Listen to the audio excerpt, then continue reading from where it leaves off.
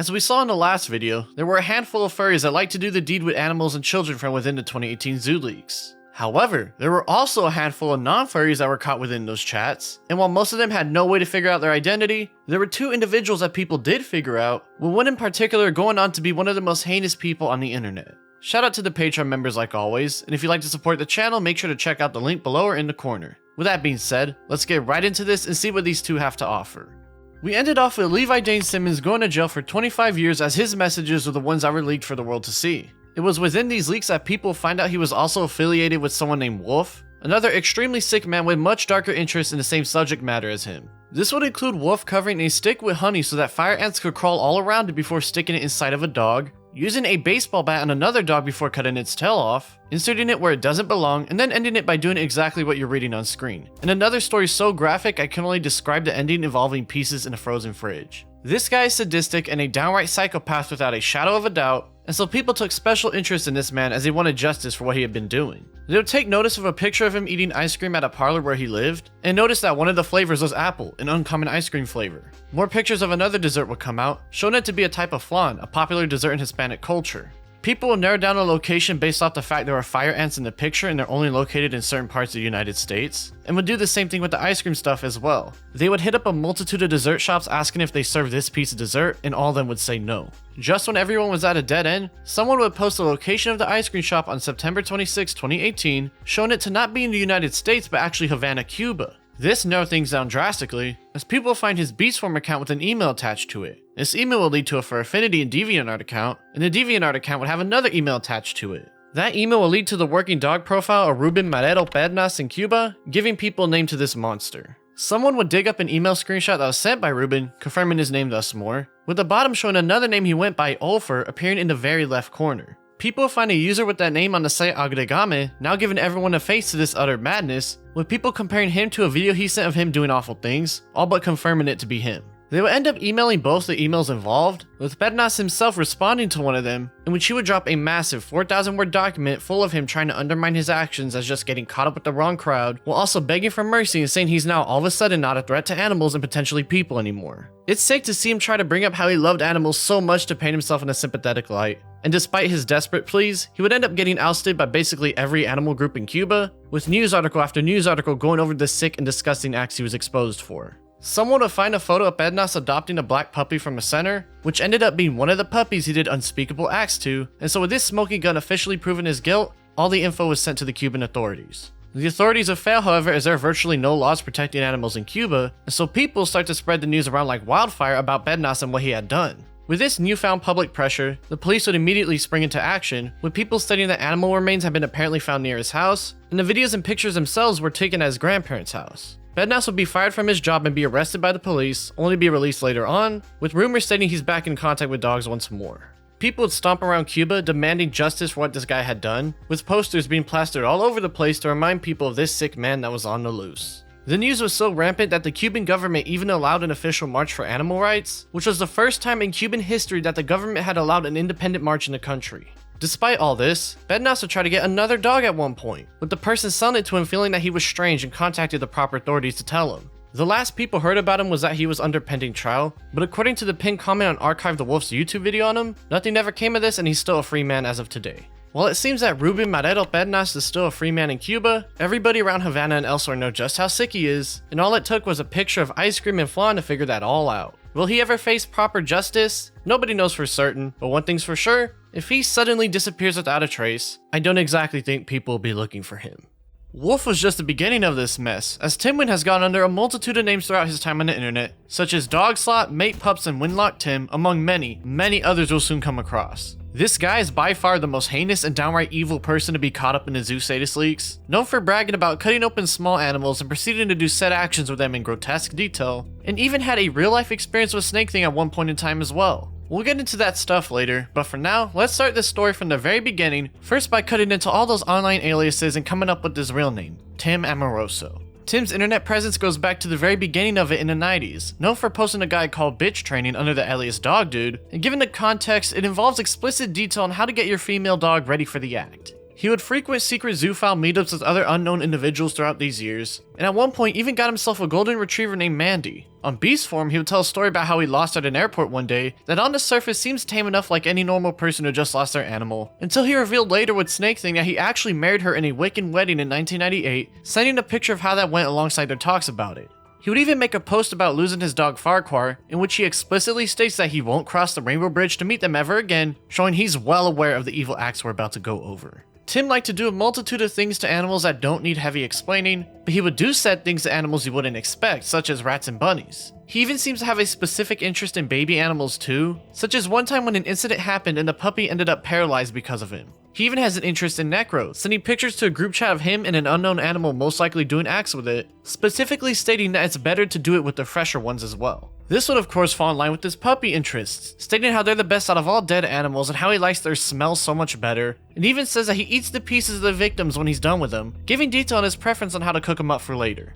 Oh, but don't worry everyone, Tim only does these things with drugged up animals instead, even saying that he doesn't get off to inflicting unnecessary pain to them, except when someone else does it of course, because that's a huge shocker for us to see. Other users in the Zoo Leaks will talk about a video they enjoyed, which starts off with a dog being hung from a tree as it twitches around, before it cuts to the next part with it now limp and hanging aimlessly. A man comes into frame and proceeds to engage in acts with the dead animal for viewers to enjoy as it finishes up in expected fashion. This video is called Hung Bitch, and while the man seen in it wasn't Tim, he was the one who recorded and edited out for distribution after marrying his dog Mandy in 1998. As the 2000s came around, Tim would make an account in beast form under the name Rainsters. Tim would produce videos with his dog Chunky, becoming so well known people would recognize the dog in pieces of media that would come out. He would show his appreciation for those that enjoyed his works, and even made a post saying that he would help shoot videos for those in the Pacific Northwest of the United States or anyone interested. Despite this minor celebrity status by making tamer pieces of content, Tim would still make videos torturing animals behind the scenes to fulfill his dark desires. These videos would spread around the dark web and eventually made their way to a zoophile vigilante group who quickly found out his identity by cross-referencing specific details seen throughout. They would get him to confess being the one behind these sadistic videos, but instead of turning him over to the police, they will let him go after getting him to promise to stop.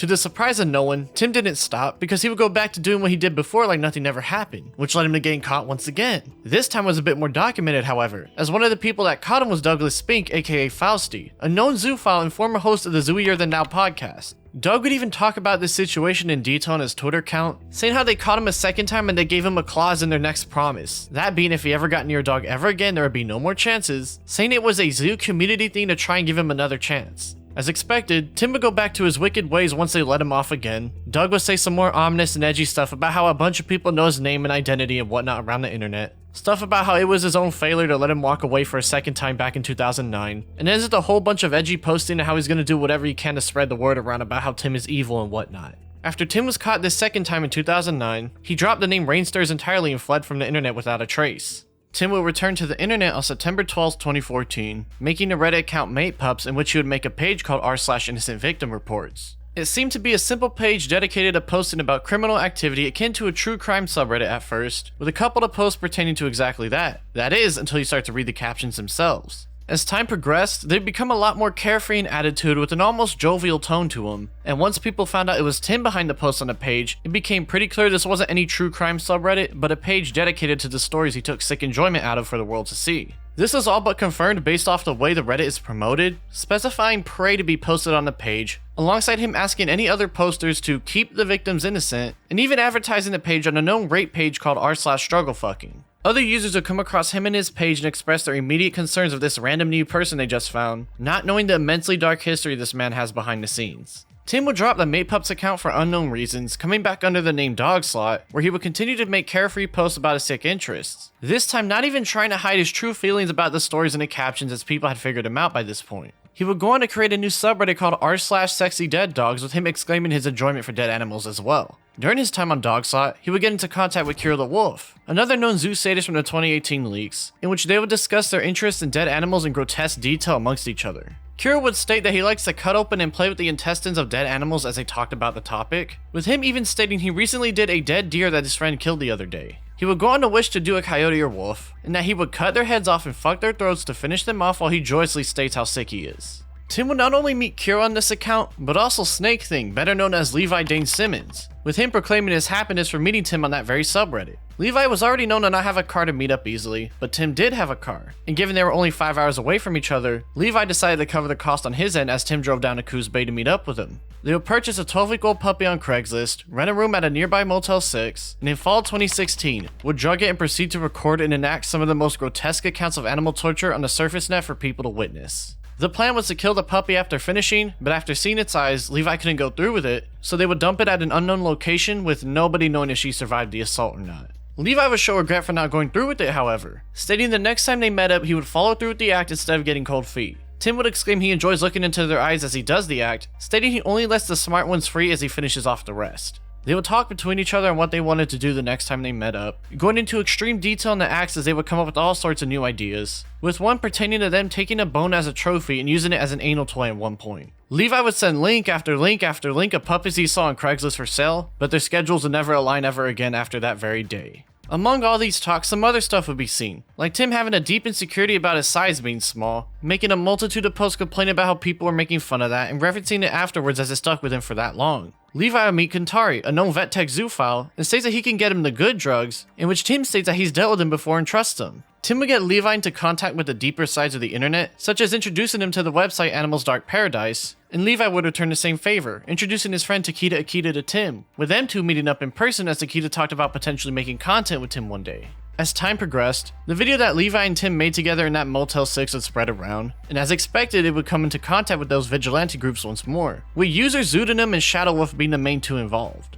They would figure out it was Tim and Levi in the videos and start to really dig into them and their entire internet history. Meanwhile, Tim and Levi were aware of people looking into him, with Tim telling Levi to stay shut and that he owes him one for watching his back. Levi would eventually be coerced into giving up his Telegram account by Zoodenim, in which they would export all his chat logs to the channel Zoo Sadist Evidence. Just 2 days later, Zoodenim will make this all public, giving people an insight on one of the deepest rabbit holes the internet has ever seen. However, during this initial dump, Tim wasn't included as Zoodenim was focused on just the furries involved and not others outside the fandom. Douglas Spink himself would even bring up the name Rainsters when trying to denounce the channel as nothing but lies, ironically not knowing the very man he let go was behind the most heinous stuff mentioned in the leaks. While Levi was investigated and sent to jail for 25 years due to charges involving children, Tim was never looked into properly as Zoodenim never gave all the info to the people working with the Coos Bay police. It would come out that Zoodenim even exported Tim's phone number, but because it became public knowledge before the police learned about it, they were never able to properly look into Tim more during the Levi investigation. Nobody knows why Zoodenim withheld this information before it was too late, but it didn't matter too much as now that his phone number was out there, people on the internet were able to start digging. People would find his LinkedIn account, which led them to a dead end. Through more searching, however, they will find his old Flickr account as the username matched up with his location, which shows that it was made somewhat recently back in February 2020. Meanwhile, Doug Spink was digging into the leaks himself to see what was up. Once he was given a comprehensive list of everything, including the withheld information, he would find out Tim was involved and make it his mission to expose him to the public. He would make a post with a link of all the new info to show the world, but this would go virtually unnoticed by the public, however, still giving people a hint at the real-life identity of Tim, stating that he prints things and specifically made ballots for an election at his job. As Doug's health slowly declined, Tim would send an email stating that he's in a recovery program now and that he's trying to better himself as Doug taunted him on Twitter. A Reddit account named Up For Anything 985 would be seen posted in r/addiction in summer 2019, in which they talk about how they've been a sex addict their whole life and that they know they have an issue but can't seem to control themselves. While nobody had a name to this account, it became pretty clear it was Tim, as the account was found posted in r/innocent victim reports about a story involving animal cruelty just 2 months after the post, showing his message in r/addiction to be nothing more than trying to bait for sympathy.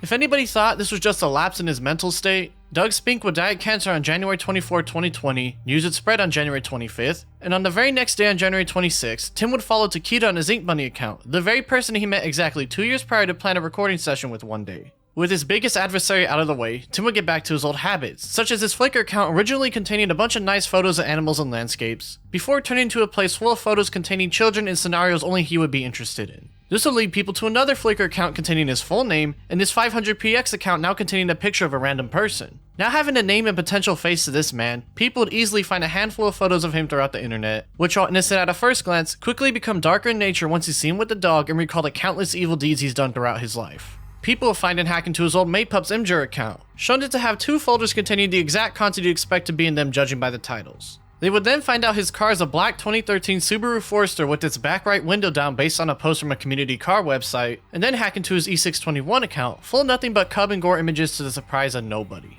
The investigation would go cold, however, as a Kiwi Farms user who was in close contact with the story stated the police weren't looking into anything from July 2021, and he would become active on his Flickr account once again later that August. However, his wife would end up privating her Twitter account a year later sometime in August 2022, showing that at the very least the news was spreading around to those he knows in real life. Tim would start to poke at Kiwi Farms himself, favoriting 3 posts that spell out Kiwi Farms sucks on February 1st, 2023. This got people right back on his case, and so they started to look around where he lived to find his exact whereabouts. Using the prior knowledge of being a lithographer and working with election ballots, people looked into every print shop they could around his area. They were eventually led to one shop, and just when all hope was lost, right across the street from the location was a black 2013 Subaru Forester with its back right window down just like we've seen before. When checking out the website of the place, a picture of a man that looks very close to what Tim looks like is there, confirming even further that this is the place where Tim works. On February 3rd, 2023, just 2 days after he taunted Kiwi Farms, they found his workplace and proceeded to get him fired, showing that a lot of people in his life are about to find out the true nature of him and what he's hidden for the past 40 years.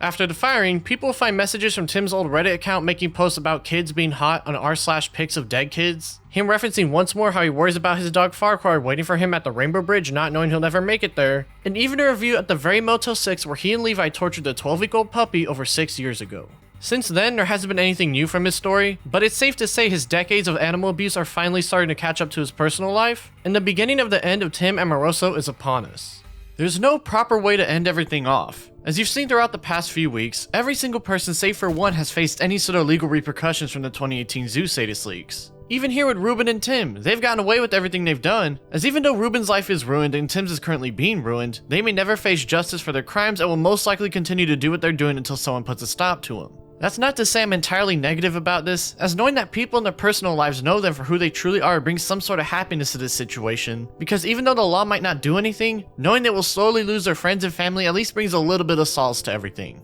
The 2018 Zoo Sadist leaks brought forth a small glimpse into just how deep these zoo files run. There's some stuff I didn't show or talk about because it wouldn't fit or go so far back that it deserves its own topic itself, and knowing this is just the surface level is scary to think about. After all, this is kept under wraps on a seemingly tame texting service for who knows how many years, and I'm willing to bet there's some similar places out there with some similar people going about their sadistic ways. It may be the end of this little series, but thankfully these people got exposed no matter how well they hid it, so let's see what else the future holds and more specifically, what the future holds for Tim Amoroso.